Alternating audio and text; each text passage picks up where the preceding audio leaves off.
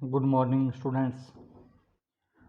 प्रिय विद्यार्थियों, हमने मैटर्स इन आवर सराउंडिंग, हमारे आसपास के पदार्थ, इस चैप्टर में पदार्थ के कणों की विशेषताएं, characteristics of particles of matter, इस विषय पर चर्चा कर ली थी। 3-4 विशेषताएं मैंने आपको मुख्य रूप से नोट करवाई थी कि पदार्थ के कण जो वो एक दूसरे को आकर्षित करते हैं, एक दूसरे को अपनी ओर खींचे रखते हैं, पदार्थ के कणों में गतिज ऊर्जा होती है।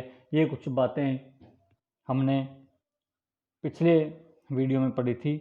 अगर आपने पिछला वीडियो नहीं देखा है तो उसका लिंक आपको इस वीडियो के डिस्क्रिप्शन में दिया जाएगा। आप पहले उस वीडियो को अच्छे से समझें, उसके पश्चात ही आज वाला लेक्चर आपको समझ में आएगा।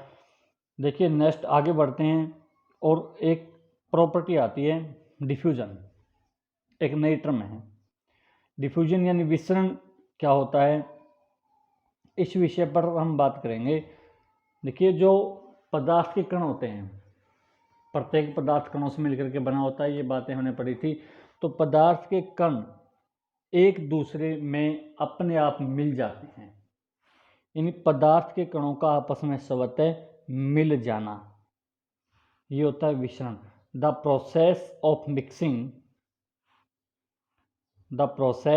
Of mixing two different types of particles together is called diffusion. पदार्थ के भिन्न भिन्न प्रकार के कणों का आपस में स्वतः मिल जाना, अपने आप मिल जाते हैं, विसरण कहलाता है। और विसरण पर तापमान का क्या प्रभाव पड़ता है? देखिए, तापमान बढ़ने से विसरण बढ़ जाता है। Diffusion becomes faster on heating. जितना ज़्यादा तापमान होगा उतने ज़्यादा कण जो है वो आपस में मिलते जाएंगे। नीचे एग्जाम्पल दे रखा है। बिफोर डिफ्यूजन, जब दो अलग प्रकार के कण अलग अलग रखे हों, और आफ्टर डिफ्यूजन यानी विसरण के बाद जब दोनों प्रकार के कण आपस में मिल जाएं। तो ये विसरण जो है वो पदार्थ के कणों की एक नई विशेषता आज आपको पता लगी।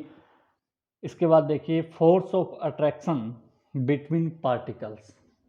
ये हमने पढ़ा था पीछे कि पदार्थ के कण एक दूसरे को आकर्षित करते हैं, लेकिन क्या सभी पदार्थों में पदार्थ का प्रत्येक कण दूसरे कणों को एक जैसे बल से आकर्षित करता है, या भिन्न भिन्न पदार्थों में यह आकर्षण बल भिन्न भिन्न होता है? ये आपने नोट करना है अपनी नोटबुक में। देखिए, पहला point, the particles of matter are always held together because of a force of attraction between them.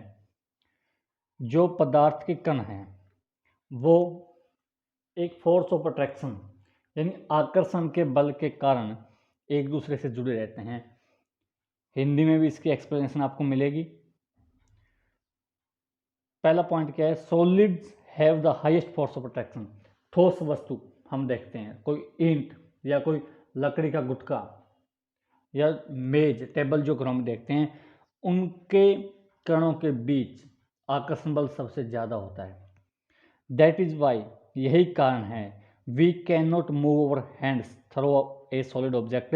यही कारण है कि हम किसी ठोस वस्तु में से अपना हाथ नहीं चला सकते, यानी एक ईंट जो रखी होती है उस पर हम हाथ मार करके उसके अंदर से अपना हाथ क्रॉस नहीं कर सकते। The particles are so tightly bound, क्योंकि उनके कण जो है वो एक दूसरे से कसकर जुड़े होते हैं, उनके बीच में जगह बहुत कम होती है। आगे, similarly particles of gases have the least force of attraction in them. गैसों के कणों के बीच जो आकर्षण का बल है वो सबसे कम होता है। गैसों के कणों में आकर्षण बल सबसे कम होता है। हम अपने हाथ को हवा में आसानी से घुमा सकते हैं। क्यों? क्योंकि हवा गैस का एक रूप है और गैस के कण दूर दूर होते हैं, आकर्षण बल कम होता है। तो दूर दूर होने के कारण जो अंतर अणु स्थान होता है, अणुओं के या कणों के बीच में जो स्थान होता है, उसमें से हम अपना हाथ घुमा सकते हैं। ऐसा इसलिए होता है क्योंकि हवा के कण शिथिल रूप से बंधे होते हैं। तीसरा पॉइंट देखिए, लिक्विड द्रव के बारे में। We can also move our hands through water or liquid matter, but not as freely as we can in the air. हम द्रव में भी अपना हाथ डाल सकते हैं, हाथ पार कर सकते हैं, लेकिन उतनी आसानी से नहीं होता या उतना ज़्यादा पार नहीं कर सकते जितना ज़्यादा हम गैस में कर सकते हैं। इसका मतलब क्या हुआ कि ठोस के कण सबसे नज़दीक होते हैं, यानी उनमें आकर्षण बल सबसे ज़्यादा पाया जाता है। उसके बाद द्रव के कणों में आकर्षण बल थोड़ा कम पाया जाता है और गैस के कणों में आकर्षण बल सबसे कम पाया जाता है। ये तीनों पॉइंट आपने अपनी नोटबुक पर नोट करने हैं। आगे देखिए स्टेट्स ऑफ मैटर। अभी तक हमने जो पढ़ा है पदार्थ के कणों के बीच आकर्षण बल, उसी आधार पर पदार्थ को 3 भागों में बांटा जाता है। सॉलिड यानी वे पदार्थ होते हैं, सबसे पहला रूप सॉलिड पदार्थ का, वे पदार्थ जिनमें आकर्षण बल, कणों का आकर्षण बल अधिकतम होता है।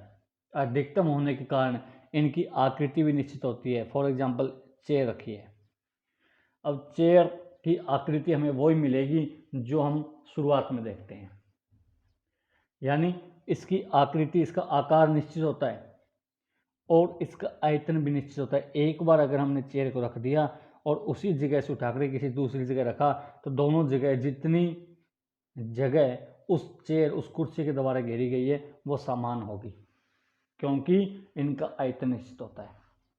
लिक्विड द्रव जिनमें ठोस के मुकाबले कणों में आकर्षण बल कम पाया जाता है, और गैस वे पदार्थ है जिनमें सबसे कम आकर्षण बल पाया जाता है। देखिए सॉलिड की डेफिनेशन, ठोस की परिभाषा, it is defined as the state of matter. यह पदार्थ की व्यवस्था होती है which have definite shape and volume, जिसमें आकार और आयतन दोनों निश्चित होते हैं। उदाहरण के लिए चेयर है, टेबल है, अलमीरा, अलमारी है। डेफिनेट शेप का मतलब आकार उसका निश्चित होता है और वॉल्यूम उसका आयतन निश्चित होता है। आयतन क्या होता है? किसी वस्तु द्वारा घेरे गए स्थान को आयतन कहते हैं। द्रव की बात करते हैं तो it is defined as the state of matter which have definite shape but indefinite volume. देखिए उदाहरण के लिए हम किसी बर्तन में जल लेते हैं। अगर हमने किसी बीकर में 1 लीटर जल लिया, हमने किसी बीकर में 1 लीटर जल लिया, अब उस जल को किसी दूसरे बर्तन में डाल दें, उसका आयतन तो वही रहेगा, जल तो वो 1 लीटर ही है, लेकिन उसका आकार बदल जाएगा, शेप बदल जाएगी। जब वो किसी मग में था तो उस जल का आकार मग जैसा था, जब उसको किसी दूसरे बर्तन में डाल दिया गया तो उस जल ने आयतन उतना ही, उस जल ने नए बर्तन का आकार ले लिया।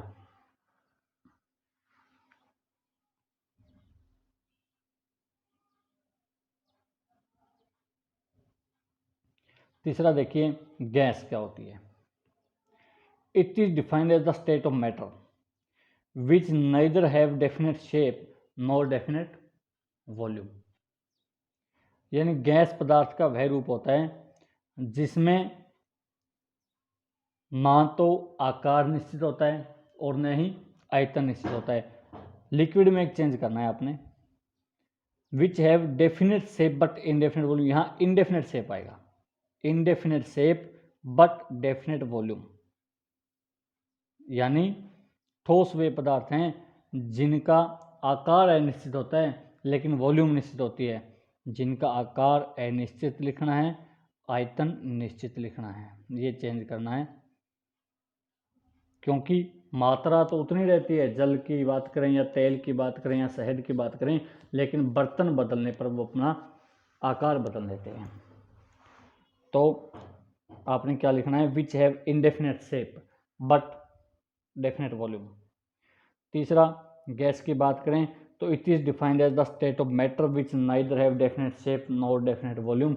यानी पदार्थ की व्यवस्था होती है जिसमें न तो आकार निश्चित होता है और न ही आयतन निश्चित होता है। उदाहरण देखे होंगे आपने, गैस, हम हवा को देखते हैं, न तो आकार निश्चित है, किसी भी आकार में हो सकती है, और न ही उसका कोई आयतन होता है। आयतन का मतलब अगर हम LPG गैस जो घरों में रखी होती है उसको किसी सिलेंडर में डाल लेते हैं, अगर LPG सिलेंडर में डाली है तो वो LPG की जो मात्रा है 5 किलोग्राम 10 किलोग्राम वो उसी सिलेंडर में समा जाती है। अब अगर उस सिलेंडर को खोल दिया जाए तो जितनी जगह उसको मिलती है वो सारी जगह में फैल जाती है। यानी उसका आयतन अनिश्चित होता है, जितनी जगह मिले उतनी को ही घेर लेती है। तो तीनों में डिफरेंसेस आपको पता होने चाहिए।